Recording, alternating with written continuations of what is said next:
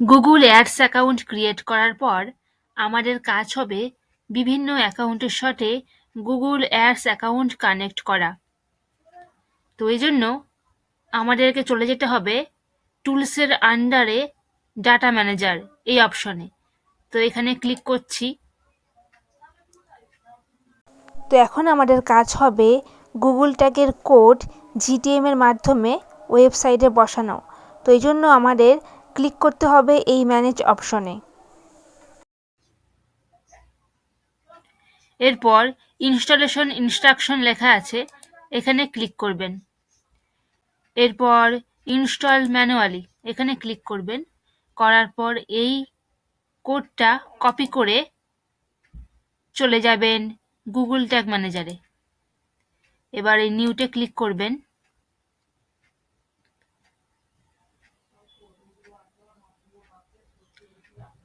এখানে ক্লিক করবেন।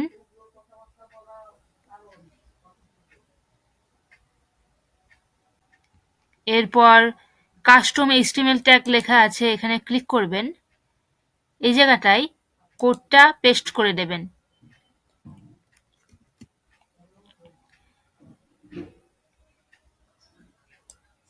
এরপর এই ট্যাগের নাম দেবেন AW ট্যাগ।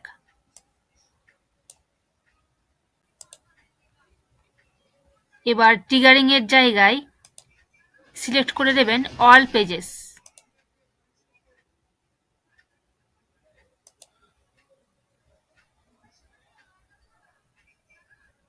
এরপর এটা সেভ করে দেবেন।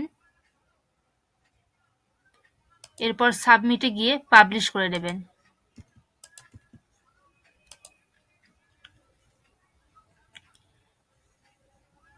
এরপর গুগল অ্যাডস অ্যাকাউন্টে চলে যাবেন। এবার এখানে ওয়েবসাইট ইউআরএল দিয়ে দেবেন।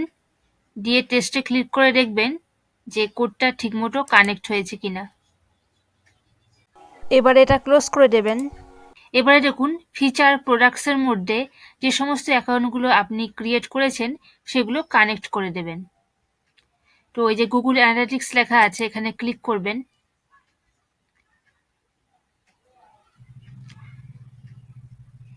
এবার আপনি যে ওয়েবসাইটের গুগল অ্যানালিটিক্স অ্যাড করতে চান সেই ওয়েবসাইটের অ্যানালিটিক্স এখান থেকে সিলেক্ট করবেন। এরপর নেক্সটে ক্লিক করবেন। এবার ডান দিকের অপশনগুলো অন করে নিচের দিকে চলে আসবেন। দেখবেন যে লিংক লেখা আছে, সেখানে ক্লিক করবেন। এবার গুগল সার্চ কনসোলে ক্লিক করবেন।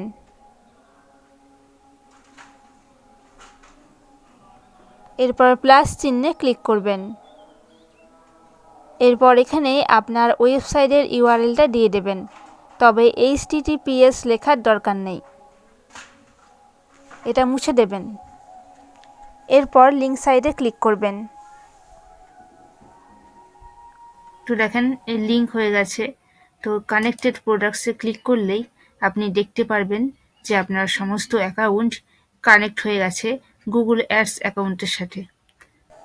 তো আপনাদের কানেক্ট করতে যদি কোথাও অসুবিধা হয় তাহলে আমাদের সাপোর্ট টিমের সঙ্গে যোগাযোগ করতে পারেন। Thanks for watching.